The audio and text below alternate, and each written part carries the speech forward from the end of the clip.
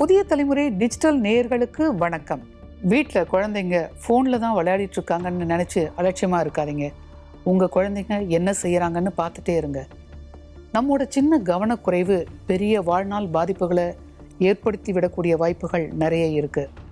அப்படி ஒரு சம்பவம் தான் காசியாபாத்தில் நடந்திருக்கு. காசியாபாத்தில் பிப்ரவரி 3ஆம் தேதி அதிகாலை 2:15 மணிக்கு ஒரு ஃபோன் கால் போலீஸ்க்கு வருது. 3 சிறுமிகள் 9வது மாடியிலிருந்து விழுந்துட்டாங்கன்னு. உடனே அங்கே வந்த போலீஸ் அவங்க 3 பேரையும் ஹாஸ்பிட்டலுக்கு அனுப்புகிறாங்க. ஆனால் 3 பேரும் உயிர் பிழைக்கல. ஒரே நேரத்தில் 3 மகள்களையும் இழந்துட்டு நிற்கிறாங்க சேத்தன்குமார் தம்பதி. பெரிய பொண்ணுக்கு 16 வயசு, 2வது பொண்ணுக்கு 14, அடுத்து 12 வயசு. இவங்களுக்கு என்னதான் பிரச்சனைன்னு போலீஸ் வந்து வீட்டில் விசாரிக்கிறாங்க. அப்போது இந்த பொண்ணுங்களோட பேக்கெட் டைரி கிடைக்குது. அந்த டைரியில் 9 பக்க கடிதம் கிடைக்குது. அந்த பேக்கெட் டைரி தான் பல உண்மைகளை வெளியே கொண்டு வந்திருக்கு. இறந்த 3 பேருமே 18 வயசுக்கு உட்பட்டவங்க அப்படிங்கிறதுனால அவங்களோட பேரை நம்ம இங்கே குறிப்பிடலை. இந்த 3 சகோதரிகளும் கடந்த 3 வருஷ காலமாக ஒரு கொரியன் கேம் விளையாடிட்டு இருந்திருக்காங்க. அது ஒரு டாஸ்க் பேஸ்டு கேம். அதனால் ரியல் வேர்ல்டுக்கும் இவங்க வித்தியாசத்தை உணராமல் போயிட்டாங்க. இதில் பெரிய பொண்ணு தன்னை ஒரு இளவரசியாக நினைக்க ஆரம்பிச்சிட்டா. அவளோட வழிகாட்டுதலில் மற்ற 2 பொண்ணுங்களும் கேம் விளையாடி இருக்காங்க. அவங்க அப்பாவுக்கு ஸ்டாக் மார்க்கெட்டில் பெரிய லாஸ் ஆகுது, கிட்டத்தட்ட 2 கோடி ரூபாய். அதனால் கடுமையான பொருளாதார நெருக்கடிக்கு ஆளாகிற அவர் ஒரு கட்டத்தில் வீட்டு கரண்ட் பில் கட்டுறதுக்காக மகள்களோட செல்ஃபோனையே விற்றுருக்காரு. பணத்துக்கு பிரச்சனை வர நேரத்தில் வீட்டில் அதிகமாக சண்டை நடக்குது. இது எதையுமே உணராமல் அந்த 3 சிறுமிகளும் கொரியன் கேமில் மூழ்கி போயிருக்காங்க. அடிக்கடி கொரியாவுக்கு கூட்டு போக சொல்லி வீட்டில் நச்சரிச்சிருக்காங்க. அந்த கேம் பேரை இங்கே நான் சொல்ல விரும்பலை. அது மேலும் பலரை அந்த கேம்குள்ளே கொண்டு வர்ற அபாயம் இருக்குது. லவ், ஃப்ரெண்ட்ஷிப், எமோஷனல் அப்படின்னு அதிகமாக கனெக்ட் இருக்கிற இந்த கேமில் ஆழ்ந்துட்ட அந்த பொண்ணுங்க 3 பேரும் அடிக்ட் ஆயிட்டாங்க. அதை உணராத அந்த பெற்றோர் மொபைலில் விளையாடக்கூடாதுன்னு அடிச்சிருக்காங்க. 3 வருஷமாக இந்த 3 பேரும் ஸ்கூலுக்கு கூட போகலை. We love Korean. எங்களுக்கு கல்யாணம் நடக்கிறப்ப கூட கொரியனாக தான் இருக்கணும்.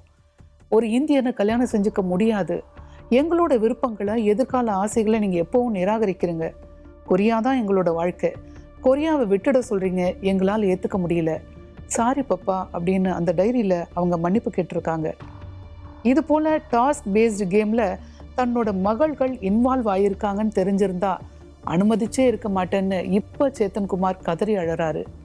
போலீஸ் வந்து டைரியை பார்த்து விசாரிக்கிற வரைக்குமே 3 பொண்ணுங்களும் கொரியன் கேமில் மூழ்கி இருக்கிறத பேரண்ட்ஸ் கவனிக்கவே இல்லை.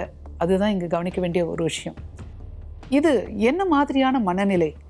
குழந்தைகள் வளர்ப்புங்கிறது இன்றைய ஆன்லைன் உலகத்தில் ரொம்ப சிக்கலானதாக மாறிட்டு இருக்கா? மனநல மருத்துவர் நிவேதா என்ன சொல்கிறாங்கன்னு பார்க்கலாம். வணக்கம், நான் டாக்டர் நிவேதா, மனநல மருத்துவர். காசியாபாத்ல நடந்த நிகழ்ச்சி அப்படின்றது அந்த குடும்பத்தையும் தாண்டி சமூகத்தையே உழுக்கக்கூடிய ஒரு நிகழ்ச்சியா இருக்கு. இதுல என்ன பாக்குறோம்னா, அந்த ஆன்லைன் கேமிங், ஒரு கொரியன் கேமிங்க்கு அந்த குழந்தைகள் அடிமையா இருக்கிறத பார்க்க முடியுது. குழந்தைகளோட வயசு எல்லாம் 12, 14, 16, அதாவது டீனேஜா குறிக்குது. இந்த 11 வயதுல ஆக்சுவலா நம்ம பிரெயின்ல ப்ரீஃப்ரான்டல் கார்டெக்ஸ்னு ஒரு ஏரியா சொல்லுவாங்க. அதுதான் இந்த லாஜிக்கல் திங்கிங்க்கு ரொம்பவே ஹெல்ப்ஃபுல்லா இருக்கும். அது ப்ராப்பரா வளர்ந்துருக்காத சமயம். ஸோ இந்த டைம்ல இமோஷன்ஸை ரொம்ப ப்ரிடாமினண்டா யோசிக்க வைக்கும். ஸோ அப்போ ஒரு சின்னதாக ஒரு பிரச்சனை வந்துச்சுன்னா கூட அது ரொம்ப பெருசாக தெரிய ஆரம்பிக்கும்.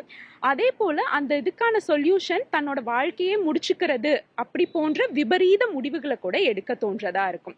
ஸோ இங்கே வந்து எப்படி அது அடிக்ஷன் ஸ்டிமுலேட் பண்ணியிருக்கலாம்னா, அதில் வர கேரக்டர்ஸோட ஜென்ரலி அந்த குழந்தைகள் என்ன பண்ணுவாங்களா, அவங்கள வந்து ஐடென்டிட்டியாக பார்ப்பாங்க. அவங்களுக்கு ஒரு கோப்பிங்காக இப்போ சொந்த வாழ்க்கையில் இருக்க பிரச்சனையில இருந்து தப்பிக்கிறதுக்கு அதை ஒரு அசோசியேஷனாக எடுத்துக்கிட்டு எஸ்கேப்பாக யோசிக்கவும் ஆரம்பிப்பாங்க. ஸோ அந்த எஸ்கேப் ஜோனுக்குள்ளே போகிறப்ப அது அவங்களுக்கு பிடிக்கிறதுனால அவங்க பிரெயினில் ஏற்படக்கூடிய டோபமைன் ஹிட்னால அதை பார்த்தா தான் நான் ரிலீஃபாக இருப்பேன் அப்படின்ற அளவுக்கு அது தோணவும் ஆரம்பிக்கும். ஸோ இந்த மாதிரி சுச்சுவேஷன்ஸில் parents, teachers and as a சொசைட்டின்னு நம்ம எல்லாருக்குமே ஒரு ரோல் உண்டு.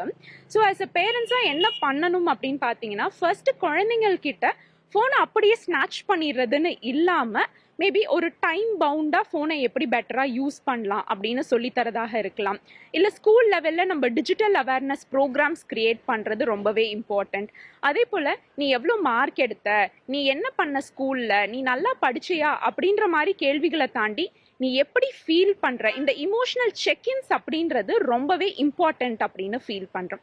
ஸோ இதெல்லாம் பண்ணும்போது நமக்கு ஏதாச்சும் ஒரு பிரச்சனை அப்படின்னா நம்ம ஃபர்ஸ்ட் அது மேலே இம்பல்சிவாக ஆக்ட் பண்ணாமல் நம்ம பேரண்ட்ஸ் கிட்ட ஒரு சப்போர்ட் எடுக்கலாம் அப்படின்ற மாதிரி குழந்தைங்களுக்கு ரீஅஷூரிங்காக இருக்கும். பிடிஎஸ் மேலேயும் கொரியன் சீரீஸ், கொரியன் கேம்ஸ் மேலேயும் இன்றைய இளம் தலைமுறைக்கு அதிக ஆர்வமும் ஈடுபாடும் இருக்கு. 2024 மகாராஷ்டிராவில் ஒரு கிராமத்தை சேர்ந்த 3 பள்ளி மாணவிகள் கொரியா போக பாஸ்போர்ட் வேணும்னு கூட தெரியாம வீட்டை விட்டு கிளம்பிட்ட சம்பவம் நடந்தது. அதுக்கப்புறம் அவங்க மீட்கப்பட்டாங்க. இது போல ரீலுக்கும் ரியலுக்குமான வித்தியாசத்தை உணராத அளவுக்கு அடிக்ட் ஆகிற பிள்ளைகளை பெற்றோர்கள் தான் கவனிக்கணும், கண்காணிக்கணும். இப்போ மொபைல்ங்கிறது பிறந்த குழந்தைகிட்ட கூட கொடுத்து விளையாட வைக்கிற அளவுக்கு பேரண்ட்ஸ் இருக்காங்க. இது போன்ற நிலைமையை கட்டாயமாக நம்ம யோசிக்கணும். தங்களோட பிள்ளைகள் ஆன்லைனில், மொபைலில் என்ன செய்கிறாங்கன்னு கண்காணிக்கணும். குறிப்பாக அவங்களோட நேரம் செலவழிக்கணும். அதுதான் அடிப்படை தேவையாக இருக்குது.